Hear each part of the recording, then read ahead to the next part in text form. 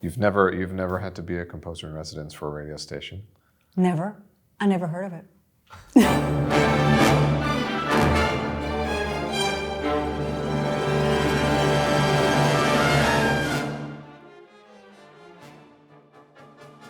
Well, I'm beyond thrilled with the process so far. The first year we had Quinn Mason as our Draylen Mason composer in residence. The next year, this year, we went to Clarice Assad. This year, when she came to us for the Draylen Mason composer in residence here at KMFA, she spent a lot of time with students at Aiken's School in Austin. She spent time at the Ann Richards School.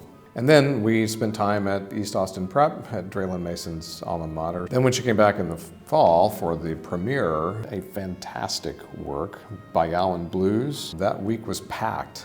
Of course, around the rehearsals of the work, she also spent a lot of time with music students at the school. On one particular occasion, she participated in Evgeny Charlot's Composers Forum. She did participate in a discussion with one of the composition professors who was highlighting that particular week women composers in the 20th century who were also vocalists. Well, Clarice is actually that. She's born in the 20th century, she's a woman composer, and she's a vocalist. I did sit in on that class. There were 5 students there, and they were just glued to everything she was talking about during the entire class. When we come to the rehearsal of the work, she was very involved with listening, making adjustments here and there. She and the conductor, Douglas Kinney Frost, would talk about, what if we did this here? What if we changed this accent here?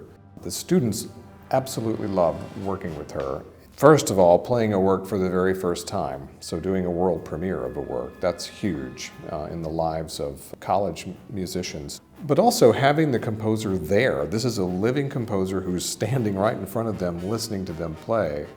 It's thrilling for the students. When we finished the first rehearsal, there was a line of students. And of course, she's very accommodating and she loved talking with them. But the same thing happened after each rehearsal that we attended.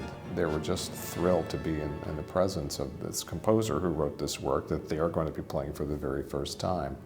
Also, you know, the creation of this music is very important in this program. It's the centerpiece of this, is the creation of new music that will live on. This piece will live on. Who knows, 100 years from now, this might be in standard repertoire for orchestras around the world. But you know, she also knew very much going into this that this composition is intended to honor Draylen Mason. And I think moving forward, we've got wonderful opportunities to continue to honor Draylen with compositions each year from a Draylen Mason composer in residence.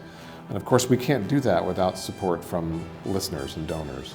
I would say this, it is a very worthy cause to donate to, because it is creating music that will live on, and it will live on in his name.